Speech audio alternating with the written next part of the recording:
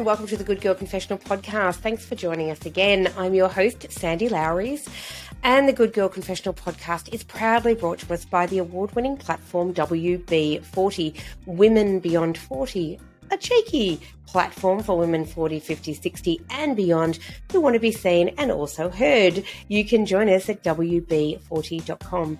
Before I begin today's podcast, I would like to acknowledge the traditional owners of the land on which this podcast is recorded, and that's the Wiradjuri people of the Kulin Nations. And I would like to pay my deep respects to their elders past, present and emerging. Today on the podcast, I'm really honoured to be chatting to Lisa Gallate. She has recently penned this extraordinarily beautiful memoir. It is called Just Because: Love, Loss, Renewal. Lisa has seen her fair share of grief and loss, having lost two siblings, her first husband and her parents. But this book is not just a book about grief and her personal grief. It is also a book that helps people to navigate their own grief and find ways to deal with it. Lisa is a lawyer. She's a senior commercial litigator specialising in class action litigation and corporate insolvency. She's also a member of the Australian Centre for Grief and Bereavement, the National Association for Loss and Grief, and has contributed to Diversity Council Australia podcasts about grief support in the workplace, something that she is really passionate about. Although born in New Zealand, she is an Australian citizen now. And please welcome to the confessional the wonderful Lisa Gallate.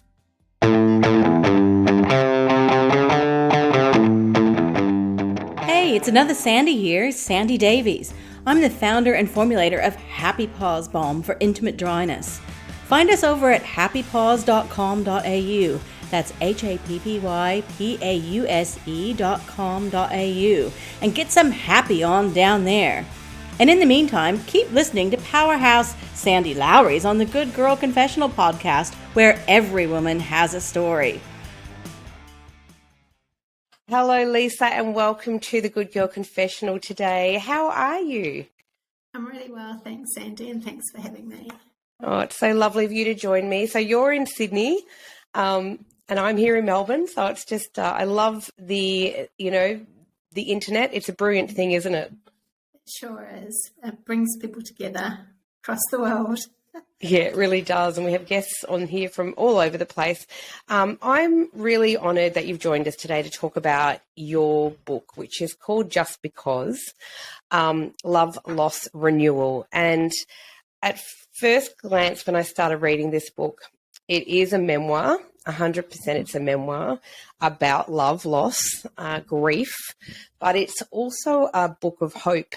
And within it, you take the reader really on a journey. And by the end of it, I feel like you give such sound, amazing wisdom on how you dealt with grief and how you came through the journey. Tell me a little bit about how the book started and what brought you to this, because you have seen your fair share of grief in your life, it's fair to say. Oh, thanks, Sandy. Well, I guess the book started really as a way of some self-therapy by just doing some journaling and deciding to write a little bit. I was always driven, though, I think, to want to write something that might help other people, because I remember when I was going through my own grief experiences that I looked for literature that had been written by other people, other writers, or just other people other than academic literature, and there really wasn't very much around. So I was hoping, I think, by reading the experiences of others, that I would feel less alone in my own grief. And that was one motivation for starting to write, but the other really was to provide some cathartic therapy for myself as a way of trying to expel some of the grief that I was going through. Yeah, wow.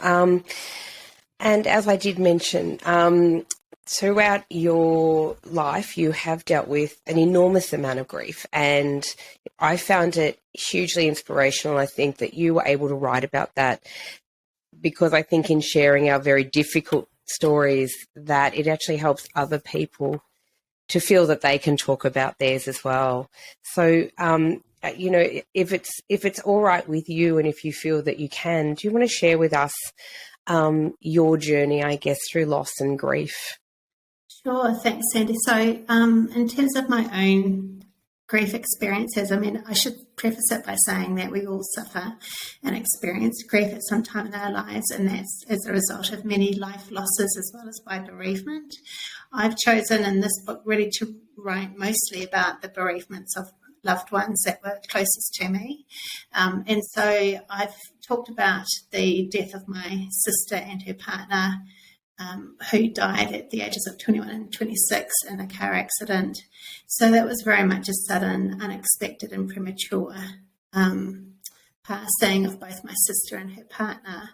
And it was horrific at the time, and it's still horrific in our memories. And, the enormity of their losses are still with us every day. But then after their deaths, later on, I had the experience of losing my husband to suicide. And then that was followed by the death of my younger brother, who at the time was 32, married with 2 very young children to brain cancer. And subsequent to that, I've gone on to have my own family and suffered miscarriages, and had to deal with those as part of the whole pregnancy, labour experience, and trying to start a family. And then more recently, my mum suffered from dementia, and she passed away just 3 years ago. And more recently, my dad passed last year to COVID-19. And let me just start by saying that I want to send you so much love, because it's a lot. It is a lot. As you say, well, we've all dealt with our own loss and grief throughout life. No one's experience is ever quite the same as another's, and I really want to make want to emphasize that, because just because I've experienced the loss of my parents doesn't make your loss. It doesn't make it any different. You know what I mean? Our experiences through our grief is so different, but the way that you've written about the different times in your life that you've lost loved ones and the different kinds of grief, and then by the end coming around, I suppose, to this whole, now you're on this healing journey, and kind of being able finally to process so much of it you've carried throughout your life. I found it enormously helpful, even as a reader, for me, to sort of, when I think about my life, I've had 3 miscarriages in my life, and I've lost both parents, but I've not experienced the things that you have experienced in terms of losing siblings, which must be so difficult. Let's start, I guess, with that, because your sister Zoe and her partner James, as you say, so sadly lost their life so young in a car accident. And no one, of course, when it's a sudden thing, it's a very different kind of grief, even again from when your parents are aging and you're losing your parents. How did that impact, I guess, the way that you then went on to lead the rest of your life because Zoe was very close, you were very, very close to her? Yes, that's right, Sandy. Look, I really feel empathise for you also for your losses.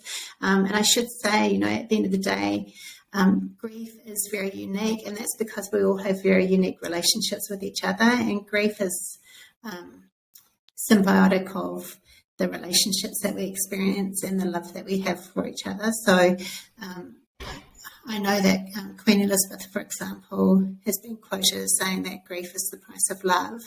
And she expressed those sentiments as part of a speech that she gave in relation to the 9/11 disaster. But in fact, those comments, whilst attributed to her, really in fact stem from the writings of a British psychiatrist some years before. So, but it's interesting that message still resonates across the decades. And, you know, and that's why our grief experiences are so unique, but that doesn't mean that we can't share in them and understand the grief experiences of each other. And I think it's really important that we do try to do that, because at the end of the day, you know, we are, as human beings, we are intelligent, emotional creatures, and we can express empathy. So it's so important, I think, that just as we have had a development in relation to the awareness of the importance of mental health and the stigma attached to it, so too I think we need to start addressing how we deal with and respond to grief in our communities.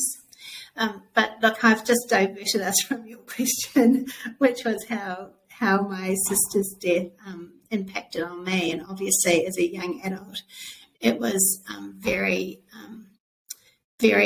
very difficult, and I found it very hard to process, and I was completely unprepared for it.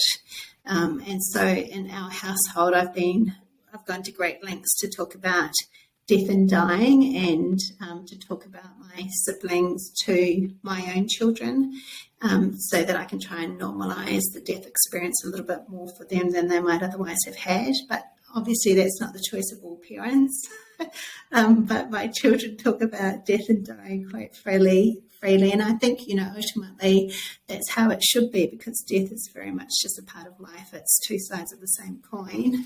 And I think it's really important that we do open up and speak about it more willingly and freely, and in a way that helps our own loved ones, particularly if we are at that point in our lives when we need to start thinking about those sorts of issues. But when it comes unexpectedly and very suddenly and prematurely, it was very difficult for me, and I found it very difficult to deal with, and it took me some time to work through my grief, and ultimately the grief is still with me every day. It's just a question of how you can manage it, process it, and carry on with your life, and what messaging you take out of it. And everybody finds different messages of hope and courage in their lives as a result of losing a loved one. Yeah, that's so true. And I think you so beautifully write about this really difficult situation. But of course, as you say, as such a young adult, you were off at university and you've had to come home to some shocking news. And of course, as young people, we kind of hope that our parents will support us through that. And of course, your parents must have been going through the worst imaginable, well, they were going through the worst imaginable kind of grief, which is, and you write about this very beautifully as well, that no parent should ever have to bury their children. And unfortunately for your parents, they did. And there's nothing, and I don't honestly know that there's anything really that can prepare us for something like that. No, that's right, Sandy. It's really interesting too that in the English language we don't have a description for it. So I talk about how there's some language in Sanskrit that may fill that void for us, but it's the same with the death of a sibling. You know, there's no adequate word in the English language. We have widows and widowers and orphans, but we don't have the word that encapsulates losing a sibling or losing a child.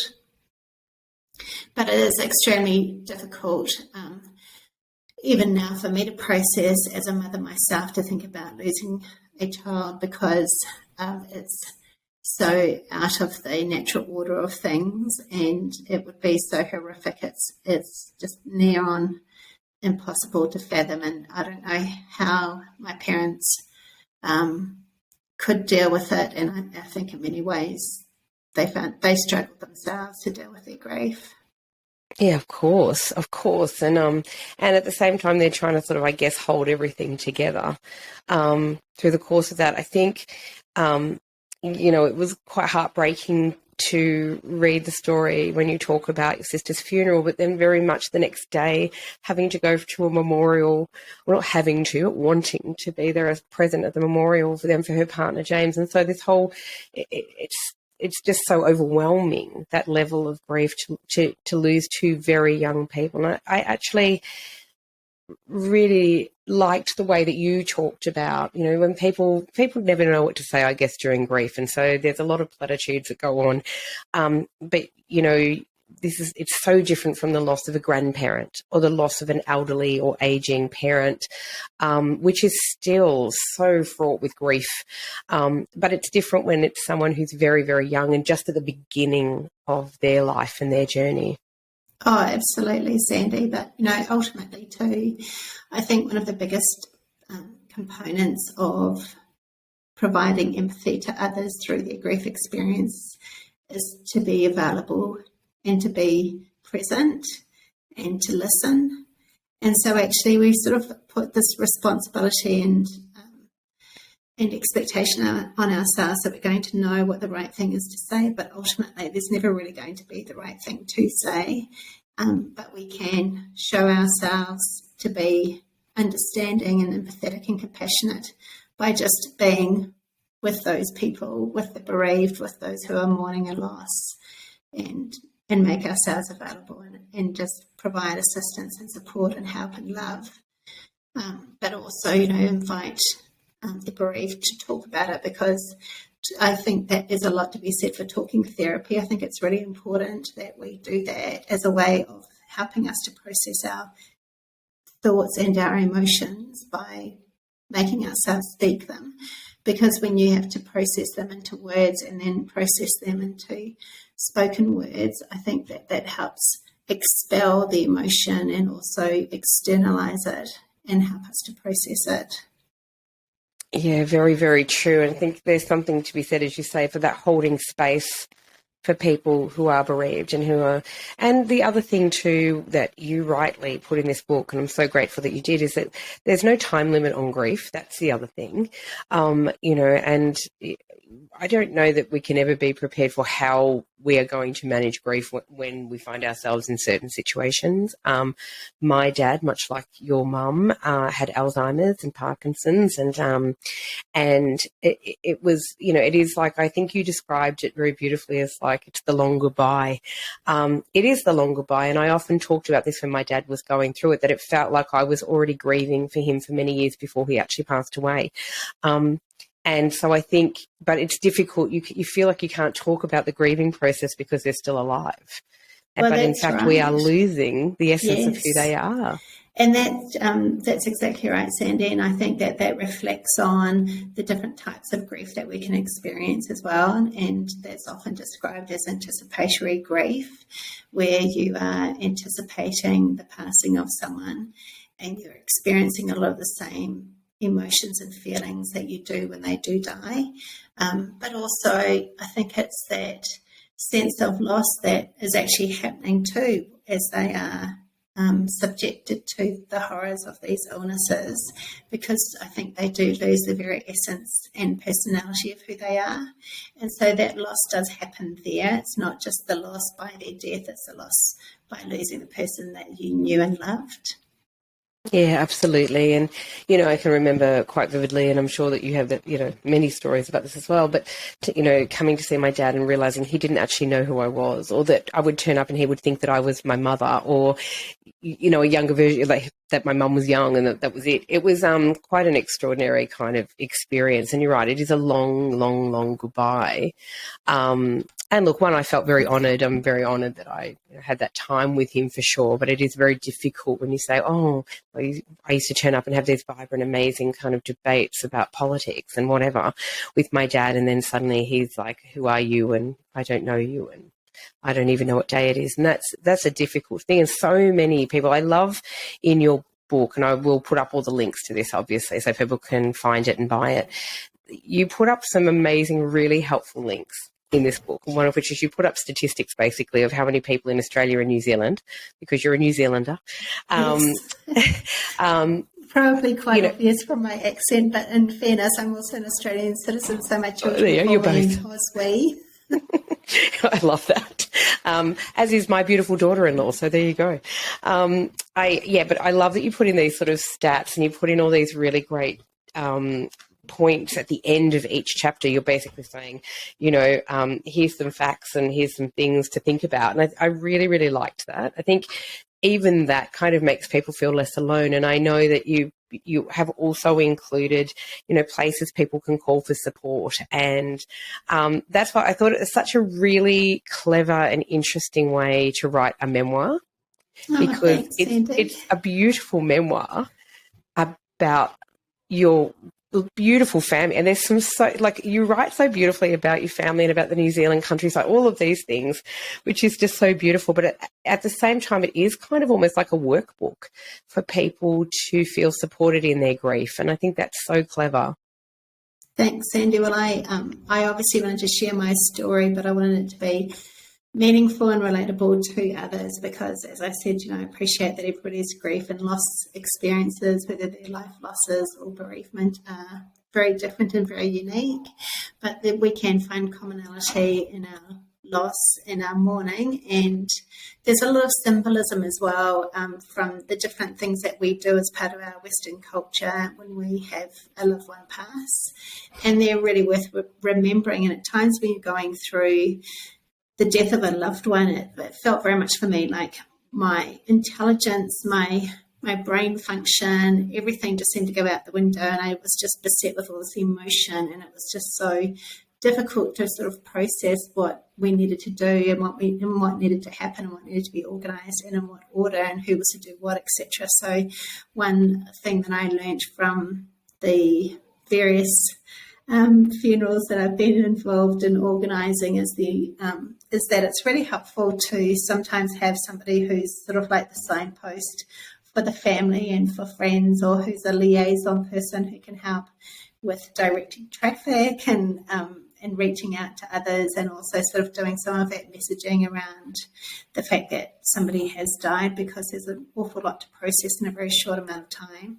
And it's very regrettable, Sandy, that in Australia, under the federal legislation, we only have 2 days bereavement leave, which I found was very short and certainly not enough for me to be able to get back to New Zealand when my mother passed. And it meant taking additional leave. So some employers can be very compassionate and understanding and provide additional leave, and that will be part of any employment agreement that people might have. But otherwise, under the general legislative standards, at the moment it's only a 2-day bereavement leave period for immediate family, which I think is very, very unfortunate and is something that really needs to be addressed. I could not agree with you more, because the thought of really just having 2 days off when you lose someone that you absolutely love or someone that you care about immensely seems just so bizarre to me, that there's no way you can even sort out a funeral. I know this from experience as well. You can't even sort out a funeral in 2 days, let alone deal with your grief, or even try and contemplate what does the world look like now without that person in it. And so, yeah, I agree. I think it's a really strange kind of, I'm not sure who came up with the 2-day leave, but it seems so tiny in the big scheme of things, doesn't it? When grief is so all-consuming, and especially too if you need to travel in advance. And so in my case, I elected to travel so that I could say goodbye to my mother before she passed. So then you also had to have the additional time needed to then prepare and attend a funeral and spend time with family before I came back to Sydney. But I think as well, that's a very important part of the whole process, and the opportunity and ability to be able to say goodbye to your loved ones is very essential to your healing. And it's one of those preparatory steps that we can take as part of our own healing, is to make that effort if we're able to. And some people may not be able to, and may not want to do it. But in my case, it was a very important part for me, not just for my own healing, but also because I felt even if my mum was no longer really present and with us, I still felt that I wanted to be with her, so she would know at some unconscious spiritual level that I was there. And just to honour her. And, I think that that's very true. I was very, very blessed to be with both of my parents when they passed away. I was in the room and holding their hands. And I know not everyone is that lucky and not everyone has that opportunity. So I felt very blessed that I had that opportunity. but, as my dad had no idea, he certainly knew my mother was in the room. I think regardless of the Alzheimer's, it was like he had one awakened moment before he passed away, and he looked straight at her and said her name, and they were holding hands. That's and I think beautiful. it was beautiful. Really lucky. And it's really nice, Sandy, that you were able to witness that too. Yeah, I think to see that and bear witness to it. I mean, I guess through my experience, through seeing both of my parents die at different times, I think for those that have the opportunity to be there and to say goodbye is so powerful and such a healing part of the journey, really. Yeah, I absolutely agree. It's very much a part of the farewell process, and it's an acknowledgement that someone is passing or has passed, and that's a very important part because it helps for you to accept the death and what's happened. So acceptance is a very key part of saying goodbye. Yeah, absolutely. I loved all the stories that you wrote about your brother. So let's talk about Justin for a moment. Your brother Justin sounds like an absolute character. He sounds like he was the life of the party and probably lit up every room he walked into, and also a very dedicated police officer. So again, another, wow, what a blow. But he had brain cancer. Do you want to talk us through that? Yeah, sure. Thanks, Sandy. So Justin was very fit, very energetic and very dedicated to his policing, and was also a dog handler with the New Zealand Police Force and part of the Armed Defenders Squad. So he's very successful in his policing career and a very important part of the policing family. He was a very energetic sportsman, played lots of sport, and loved to run, and he and I used to run together sometimes, although invariably he used to beat me, so I was never very happy about that. But apart from sport and career, family was very important to him, and he was married with two beautiful, very young children at the time that he was diagnosed with brain cancer, and he fought a very courageous fight and kept working for as long as he possibly could. And in fact, he passed not very long after he stopped working. So he was farewelled with a beautiful service that was attended by many policemen and women, including the police commissioner at the time, as well as some of the police dogs from the North and South Island units. And that was a great honour.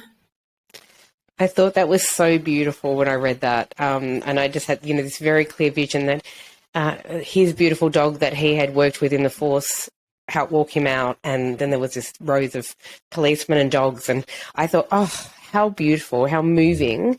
But what a beautiful tribute to him, because it was just, one of the joys of his life was his work. Yeah, that's exactly right, Sandy. And his dog was called Sabre, and as you'd expect, being a police dog, is an Alsatian and a very ferocious-looking dog who I never managed to befriend, and I didn't particularly want to either. And when his coffin was carried out, it was incredible that there were so many dogs that formed a procession, and they were eerily quiet for dogs sitting there who were police dogs as well, who were able to sit in silence as the funeral procession continued. And it was a very solemn occasion, but very uplifting as well, and it was a beautiful part of the service. Yeah, just absolutely. I got chills actually when I was reading that chapter, because I thought I love how you seem to have encapsulated. I mean, I've never met them, but you seem to have encapsulated like all the different members of your family. They're obviously all so different, and I feel like you give the reader like at least this beautiful glimpse of who they were. That must have been really tough for the entire family, again, for your parents, and in the way that you write about your parents' grief was so radically different again from when they lost your sister, because, it just seems so cruel that your parents would have to go through yet another funeral for a child, and that made me quite teary, if I'm honest, because I can't imagine their grief. As a mother myself, I can't, and as you say, it's hard to process it when you're a parent, to think, how would I cope with that? There's no way to know, I guess. That's right, Sandy. And of course, at the end of the day, whilst Justin was an amazing policeman, he was also very much loved husband and father, but ultimately he was also the son of two parents who had also already lost his sister and his sister's partner, and it was extremely difficult for my parents. I don't think they were ever really able to reconnect and find as much hope and purpose in their lives as you might have liked or hoped for them. And I think at the end of the day, I write in the book that I think ultimately my mum, when she passed, also died of a broken heart. And it was extremely sad, but I felt that hopefully this meant that they might all be reunited together now. And I do hope that that's the case. I think that was so beautiful. I think one of my dearest friends, she will know who I'm talking about, but she has lost siblings and a family with a lot of kids, 11 children, but have lost a few siblings. And when her mum passed, we all said exactly that as well, that I do believe she died of a broken heart, and that because it's too hard to measure. How do you measure that level of grief? You can't.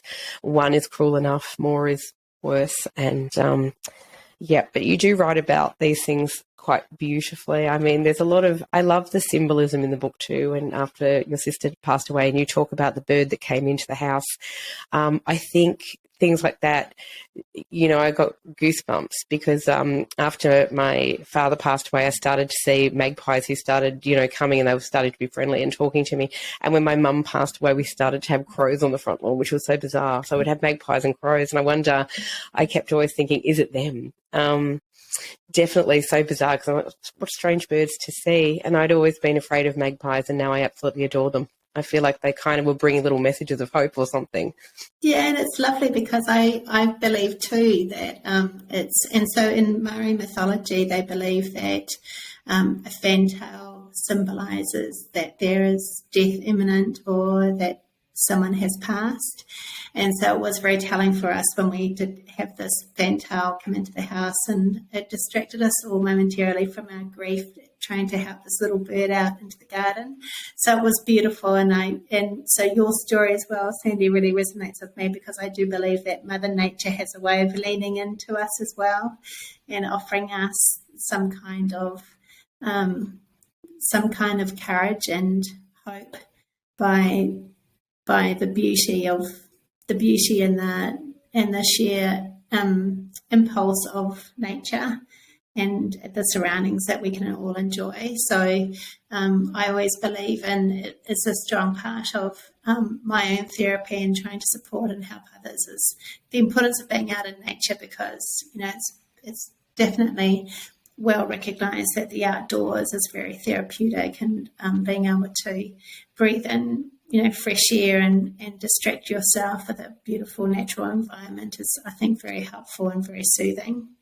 I agree, just so healing. And I do know now, for me, every time I see like a dragonfly or whatever, I think of my mum, which is really interesting. And I this year had the opportunity to be part of an anthology someone asked me to write as part of this anthology, which was beautiful. And on the cover, which I had never seen until it obviously came out, were dragonflies. And I kind of thought, how interesting that, it's such a symbol of hope, I guess, and or of new beginnings. And so for me, I went, oh, timely. She's obviously looking out for me or looking over me or something, which is great. I'm a big believer in that. I love in this book too that you talk about how funerals are so different for different cultures. And I love that you come from two quite diverse cultures, your mum being Irish and your dad being Greek, which is quite interesting. And the different ways that, you choose to honour people at funerals. I thought that was really fascinating, especially in such a multicultural country like ours. Yeah, it's so true, Sandy, that we all have different ideas about what our final wishes should look like, and that's a really important part of our own lives. So I really commend people who are able to consider the issue, debate it with their family, and make a decision about what they want when they pass, and to be able to commit that to writing. And obviously, for most of us, the will is a good place to put your final wishes, but otherwise to make sure that somebody who's very close to you and probably younger than you, just by the natural order of things, so hopefully they're not going to predecease you, but that they will be there to honour your last wishes. But in my family, yes, there were certainly some differences between my parents' own wishes, even though they both had sort of a Christian faith. My father was firmly of the belief that he wanted to be buried, and my mother wanted to have her ashes scattered in her homeland. So, that's something that is certainly going to be done at the right time, but we all have, different final wishes. That's really important that we share those, and ultimately I think it's the best gift that you can give your loved ones is to make sure that they're aware what they are, because otherwise you are having to second guess what they might be, and that's, a very difficult thing to have to do, particularly in a highly emotionally charged situation and circumstance when someone passes. So it's a really nice way to bid farewells, to make sure that people know what you would like to have happen when you pass on. So true. And I'm, reading that was really interesting for me as well, when you talk about,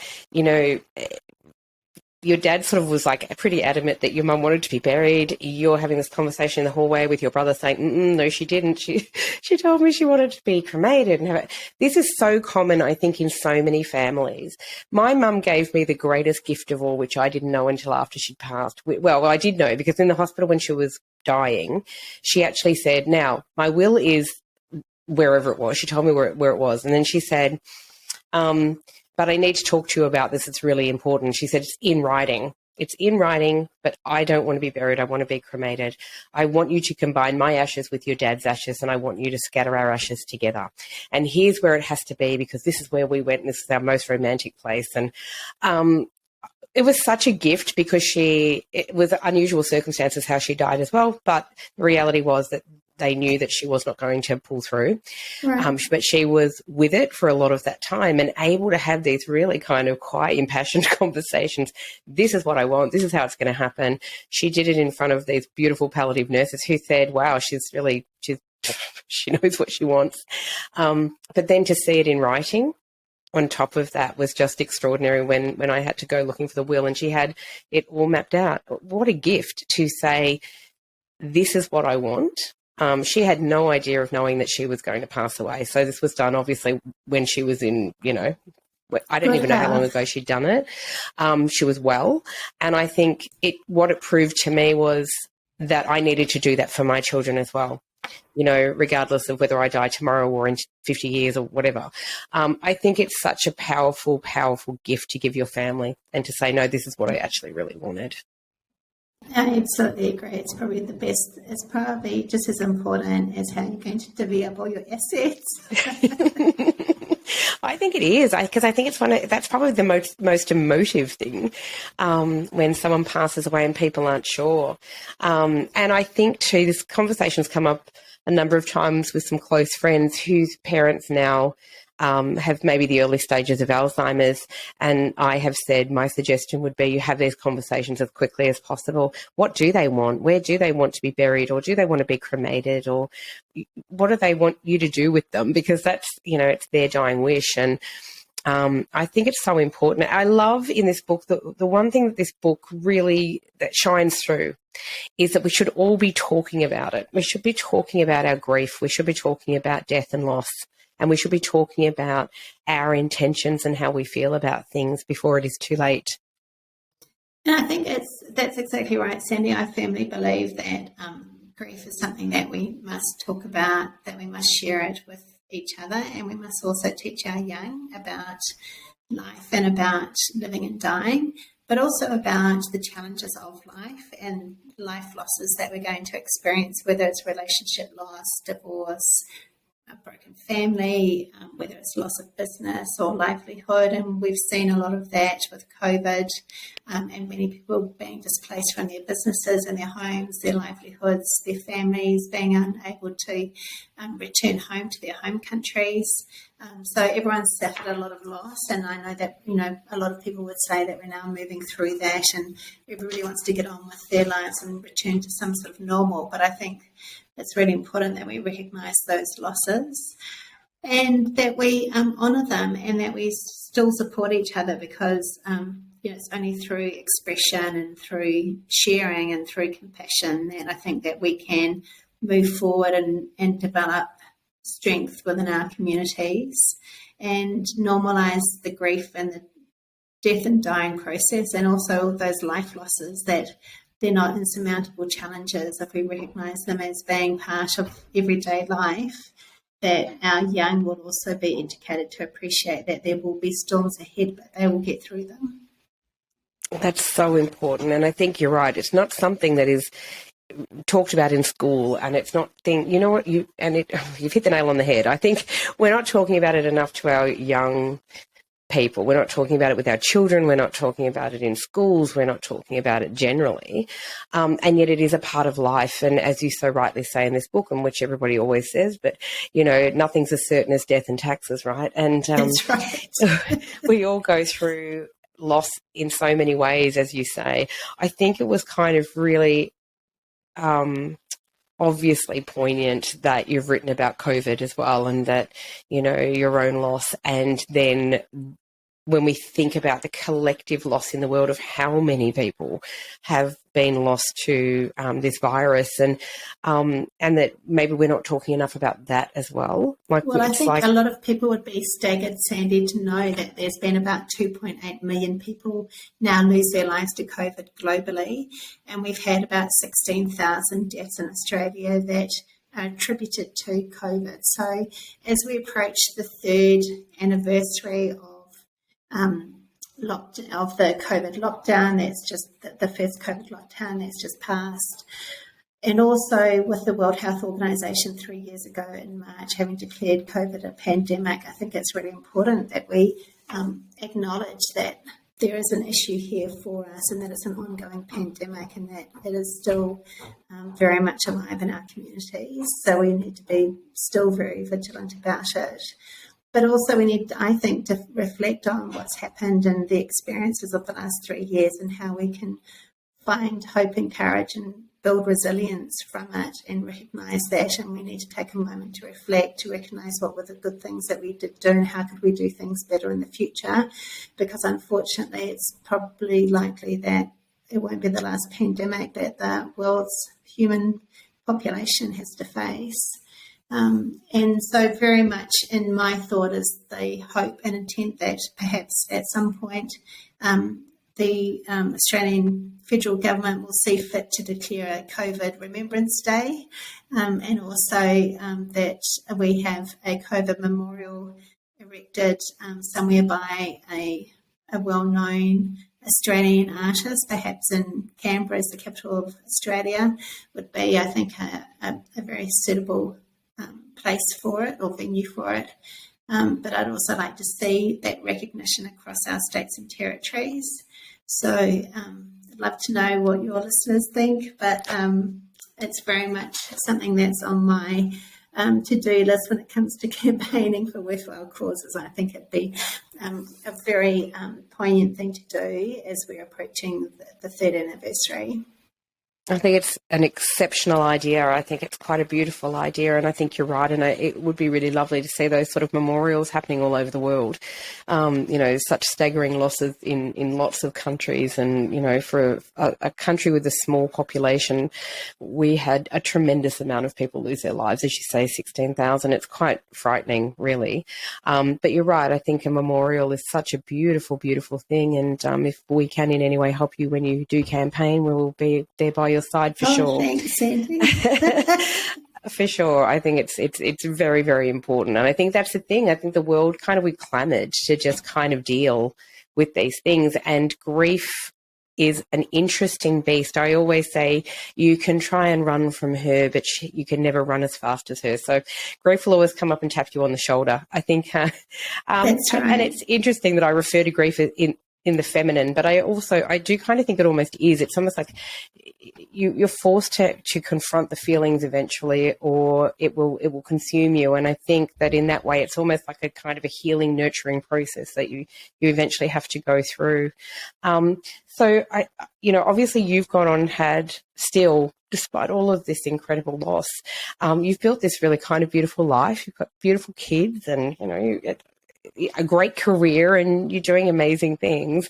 What was it, do you think, like for anyone listening who's going through their own journey of grief, and of course, as I said, we'll put up links, so hopefully they will buy this book.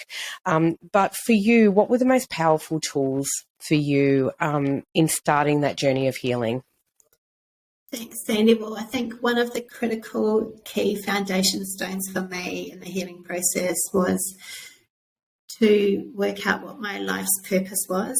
So my life was sort of really thrown apart when my first husband died, and I came to Sydney as a way of starting afresh and creating some new beginnings. And I realised early on that I needed to work out what I wanted to do and achieve, and what I wanted to be, and what I wanted my future to look like, and that it was really incumbent on myself to do that. I didn't have anybody who was going to be partnering with me to do it at that time. So I had to decide, as a single white female in a big cosmopolitan city of Sydney, what my life's purpose would look like. And I realised that I very much wanted to build a career, that I needed to create some financial stability for myself, and that I also wanted to ultimately repartner, find my life partner and have children. And so I also felt too that I really wanted to try and be impactful in my own small world and do what I could to help others in the community. So I have thrown myself into fundraising for different charities, and I've run hundreds of miles as a result, which is probably, very, very interesting, not so novel anymore, but a very curious way really of fundraising, because there's a whole lot less exhausting ways I think that you can do it. So absolutely. I mean, but it is very kick-ass that you have run marathons. So I'm just, well done you. Yeah, I know, but I'm not sure that I'd recommend it to other people.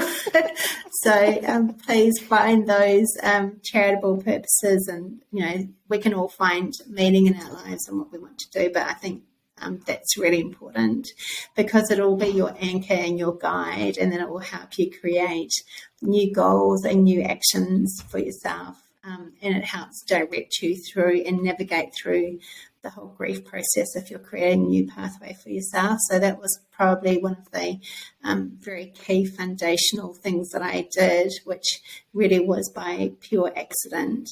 But it's something that I really believe that we should all have, actually, whether we're going through grief or not, because it's part of our own tertiary education when we finish school. So part of the planning for that, or part of our career planning, we should also be thinking too about what our life plan looks like, and what are the things that we want to achieve, do, be, see out, see what impact we can make. Where do we want that impact to be, and what outcomes do we want to try and achieve? And ultimately, I know it's so cliche, Sandy, but I can't help but say it. Ultimately, life is very short, and we have one life, and it sounds melancholy, but at the end of the day, from the time that we're born, we are losing each day. We're drawing a day closer to our own demise. So it is critical that we try and, I think, make the best of our lives and make every day count. Yeah, and I think, look, I am grateful that you've written this book. I think this book is going to be extraordinarily helpful. I'm holding it up for anyone who's watching this, but just because Love, Loss, Renewal, it's just a really helpful, amazing book. and a beautiful memoir, but also to, you have given so many useful stats and tips and places people can go if they're not sure where to start, I guess, with their own grief journey. And if they're struggling, I would always say, first up, go and see your GP and talk about it with them at least, Absolutely. who can direct you. And I think, there's lots of other strategies that I applied in my own healing that I've discussed in the book, as well as some other strategies that I found to be useful as I've sort of gone through my own grief journey and in watching and supporting others. And so they're in the book as well. But I do agree that it's really useful to go and see your GP or to anybody else who's in what I call your circle of trust. That can be any other loved ones or close friends or partners. Also, too, you can see a counsellor. You don't need to go to a GP to see a counsellor. There are dedicated loss and grief counsellors,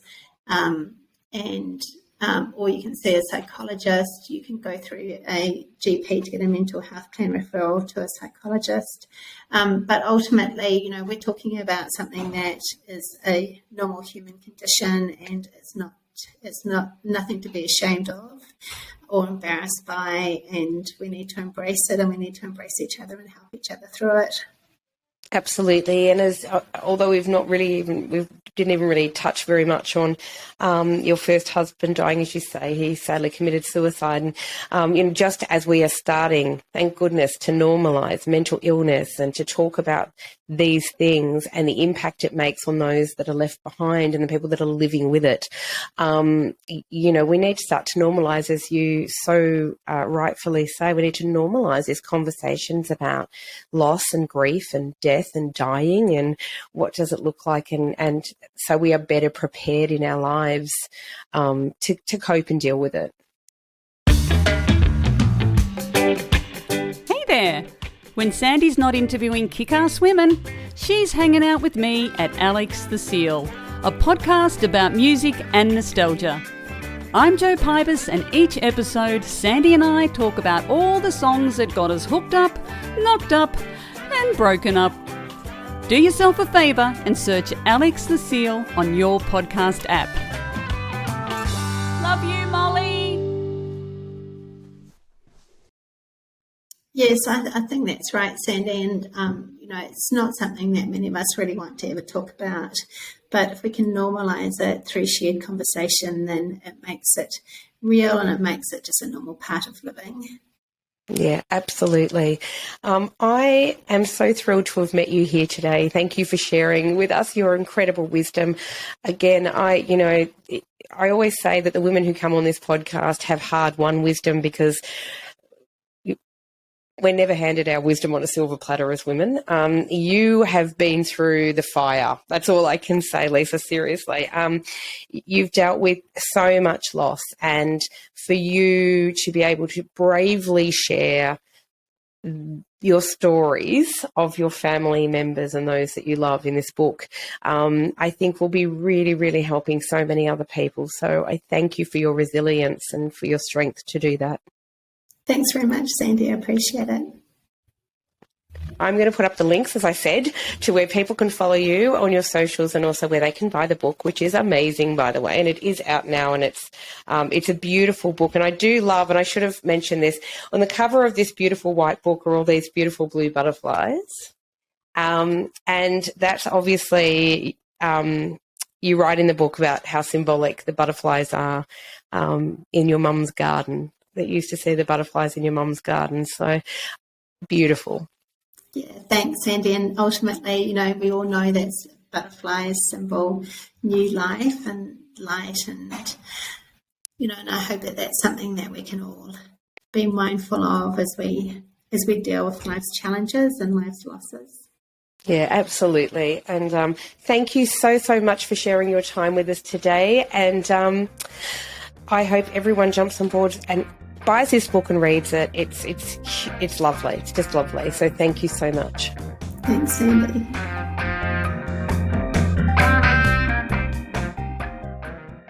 Thanks for listening to the Good Girl Confessional podcast. The Good Girl Confessional podcast is brought to you by WB40, Women Beyond 40 magazine. Available now at WB40.com. The Good Girl Confessional podcast is available on Apple Podcasts, Spotify, and wherever you listen to quality podcasts. We're also now available on YouTube. We chat with really interesting women about their hard-won wisdom, but it really helps us if you can subscribe, like, and share the podcast. Thanks so much for your support. Bye for now.